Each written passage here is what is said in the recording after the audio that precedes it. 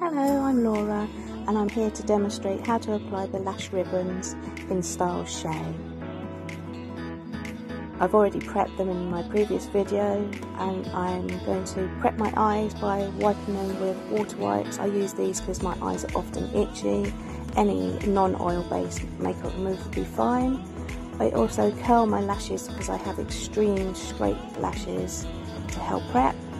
I apply the bonding glue at small sections at a time using the very tip, mainly because my lashes are so straight, so it's quite hard, but anybody who can use a lash wand can do so.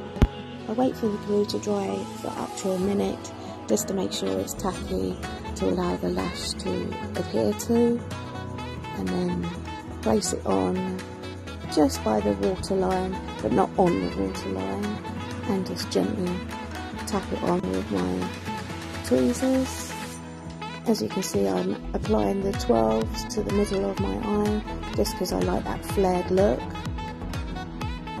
I go in each and every time and apply the lash glue, and at the corners of my eyes I put some on the spines just to make it last a bit longer, as I find that my skin is very oily at that point, so they tend to come off.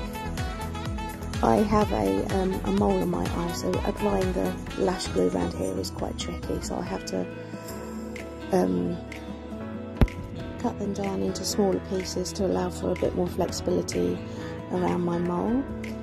Obviously you wouldn't have to. I'm just applying the very last spine onto my lashes, and then I get my little tool to squeeze and bond them together towards my eyelashes. Usually I would do this for 30 seconds, but as I'm demonstrating it's a bit less time.